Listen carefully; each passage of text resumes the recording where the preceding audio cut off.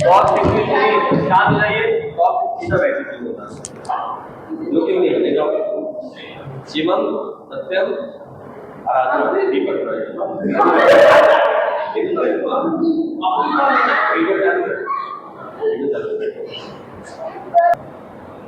तो बातें ज्यादा करते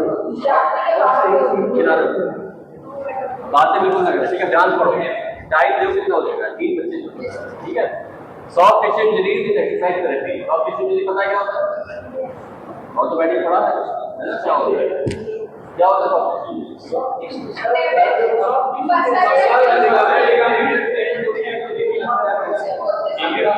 ठीक है, ध्यान रखना है। Soft tissue injury refer to damage to muscle, ligament, tendon, cell पढ़ के हो गया ना, फेशिया एंड जॉइंट है ना?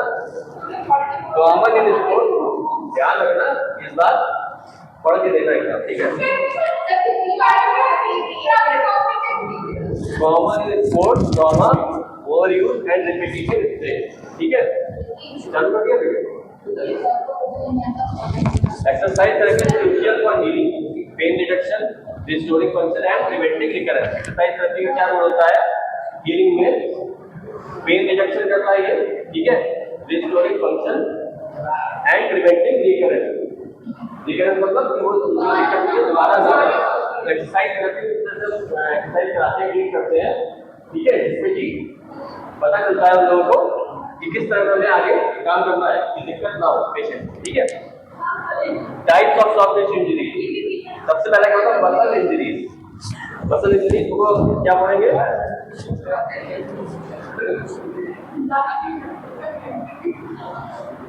स्ट्रेन, मसल स्ट्रेन बोलेंगे, मसल इंजरी स्ट्रेन बोलेंगे।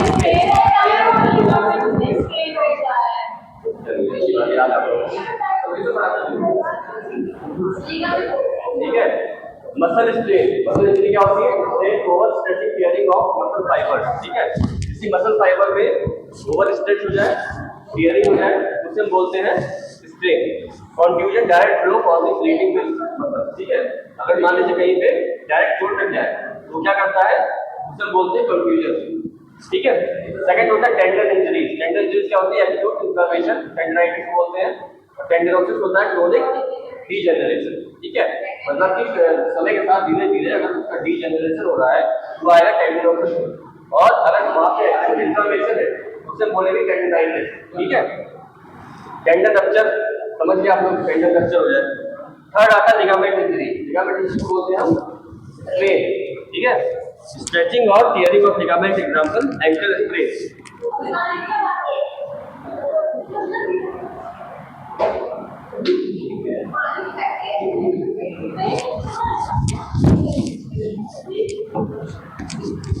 ठीक है, उसके आता बर्सा इंजरी। बर्सा भी आपका सॉफ्ट टिश्यू में आता है। Bursitis, inflammation of bursa due to trauma of friction, ठीक है? ओवर हो जाए फ्रिक्शन तो उसकी वजह से बर्साइटिस हो जाता है। फिर आता है फिर आपका फेशिया इंजरी। फेशिया इंजरी क्या होती है? फेशिया क्या होता है? ये नीचे पैर में यहाँ प्रैक्टिकल हमें फेशिया इंजरी, फेशिया इंजरी क्या होती है?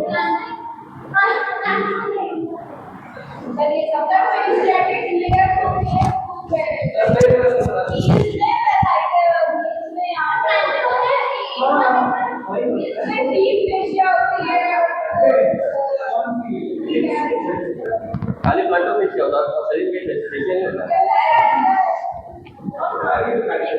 स्किन के बाद उतार निकालते हैं, निकाल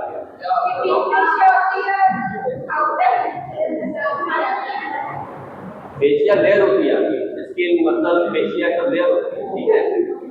फेशियाइटिस तो मतलब नहीं होगा कि वो खाली प्लांटा फेशियाइटिस होता है, नाम सुन लिया हो, याद है, ठीक है?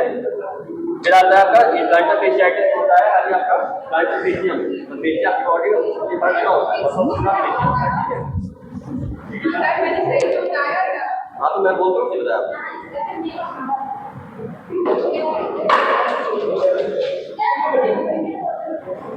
नेक्स्ट आता है grades of soft tissue injury. Grade 1 में क्या होता है? Mild, few fibres torn, minimal swelling, no little function loss, ठीक है। ग्रेड 1 में क्या होगा?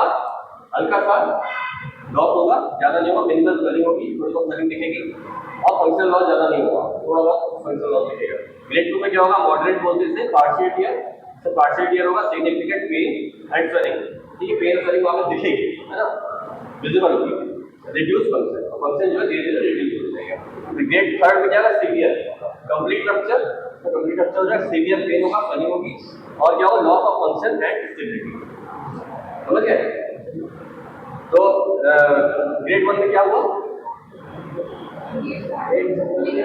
किसी का हाथ या पैर हल्का सा ओवर स्ट्रेच हो जाता है ना, हल्की सी पेन होती है, जैसा मान ला तो मेडिकल पोजीशन में, तो वो आगे ग्रेड 1 में जाता है, हल्का सा हाथ खींच गया तो मसल खींच गई, ठीक है, वो आएगा ग्रेड 1 में। ग्रेड 2 में क्या आएगा? पार्शियल टियर, मान लीजिए झटका लग गया आपके हाथ पे, हल्का सा आपका लिगामेंट टियर हो गया, मतलब पूरी तरह से नहीं कटा, आधा पार्शियल, वो आएगा आपका ग्रेड 2 में। ग्रेड 3 में क्या आएगा? पूरी तरह से डैमेज हो गया, कंप्लीट रप्चर, वो आएगा फिर ग्रेड 3 में, सीवियर पेन होगा, स्वेलिंग होगी, लॉस ऑफ फंक्शन होगा, स्टेबिलिटी में रिकवरी आएगी। ऐसा होगा इस मान लीजिए किसी को देखिए नी में इंजरी हुई है, ये एसीएल होता है आपका आगे, है ना, अगर ये होगा कुछ नहीं है, चलने हल्का पेन होगा यहाँ पे हुआ है, पेन होगा, इसमें क्या होगा? पार्शियल टेन में थोड़ा सा वो अच्छा के चलेगा, दर्द हो रहा है, अगर उसका ब्रेक का कुछ फैला देंगे आप, इसमें क्या होगा? अनस्टेबिलिटी हो जाएगी, मतलब पैर रखेगा ऐसे में भागेगा, क्योंकि इसका लिगामेंट टूट गया है पीछे आगे, क्योंकि लिगामेंट काम कर रहा है, तो जो भी इसकी फंक्शनिंग है वो चली जाएगी, तो अनस्टेबिलिटी हो जाएगी, ठीक है। फिर आता है code healing phase of soft injury. पहला क्या होता है? इंफ्लेमेटरी फेज 0 to 72 आवर्स, ठीक है, इंफ्लेमेटरी फेज आपका 0 to 72 आवर्स का होता है। Pain, swelling, redness, heat, loss of function, सारी चीजें आपको दिखेंगी इंफ्लेमेटरी फेज में। गोल क्या है? प्रोटेक्ट टिश्यू, कंट्रोल इन्फ्लेमेशन, ठीक है, क्या करेगा? प्रोटेक्ट करेगा टिश्यू को, कंट्रोल करेगा इन्फ्लेमेशन। उसके बाद आता है आपका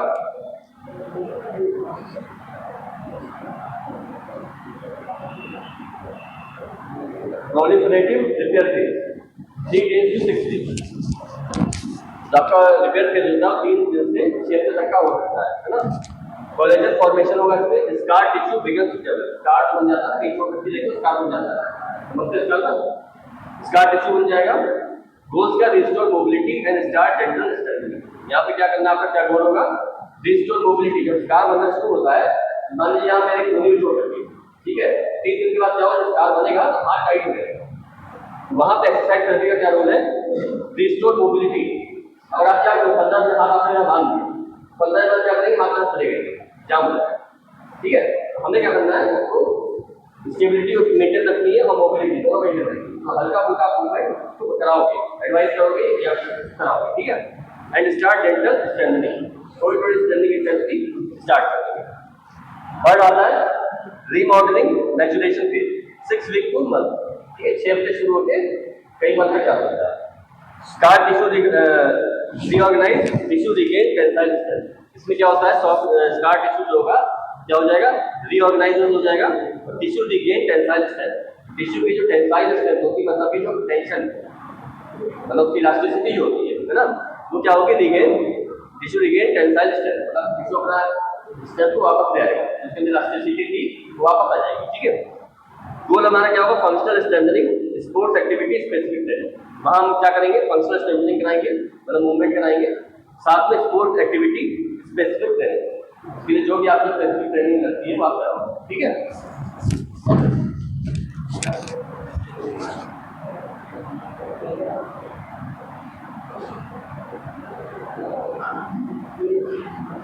फिर आपका exercise therapy soft tissue injury.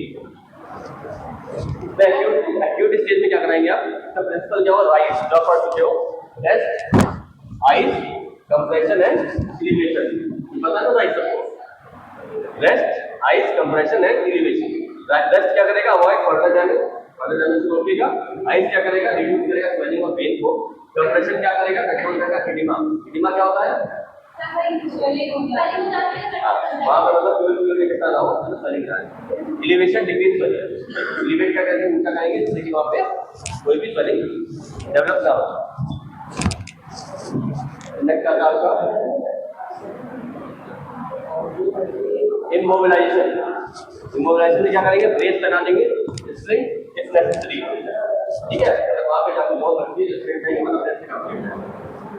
Pain free isometric exercise, isometric exercise कराएंगे। आइसोमेट्रिक समझते क्या होता है, क्या होता है? हाँ, कोई मूवमेंट नहीं होगा, खाली वहाँ पे कॉन्ट्रैक्शन होगा। आइसोमेट्रिक एक्सरसाइज कराएंगे टू प्रिवेंट एट्रोफी। एट्रोफी क्या होता है?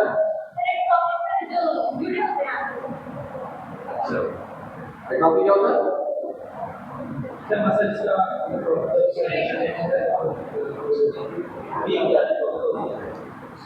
सुन दिया? जो बता रहा हूँ, ठीक है। क्या बताया था? क्या होता है एट्रोफी? पता होगा आपको? नहीं पता है? देखिए एट्रोफी क्या होता है? ये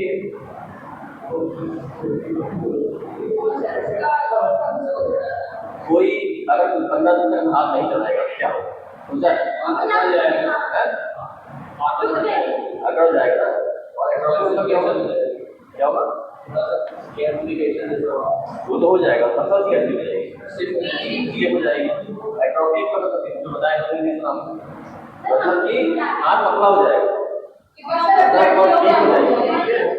जब आएगी प्लास्टर बांध दो, ठीक है। प्लास्टर करता है तो हाथ कपड़े हाथ पतला हो जाएगा, ठीक है। तो पेन फ्री आइसोमेट्रिक एक्सरसाइज क्यों कराते हैं? मान लो किसी को प्लास्टर से बंधा हुआ है यहाँ तक, ठीक है, यहाँ तक बंधा हुआ है। अब उसको हमने क्या बोला, प्लास्टर बंधा हुआ है, क्या करेंगे? प्लास्टर बंधा 1.5 महीने बाद बनाएंगे, पर ऐसा नहीं। आइसोमेट्रिक आप कराते रहेंगे इसलिए हाथ आपका पतला होगा। जब 1.5 महीने बाद प्लास्टर खुलेगा उसका हाथ तुम्हें थोड़ा तो पतला होगा, लेकिन बहुत ज्यादा दिक्कत नहीं आएगी। जब आप छोड़ दोगे क्या होगा, ब्लड सर्कुलेशन होगा नहीं, हाथ का पतला पड़ जाएगा, फिर उसको रिकवर होने में बहुत लगता है, ठीक है। तो पेन फ्री आइसोमेट्रिक एक्सरसाइज को नहीं कराते हैं to prevent gentle range of motion within pain free range. Gentle range of motion कराइए exercise within pain free range, जहां पेन नहीं हो रहा है वहां pain free range of motion. जब मान लीजिए हाथ को, ठीक है, आप चलाओगे जहां पेन हो रहा है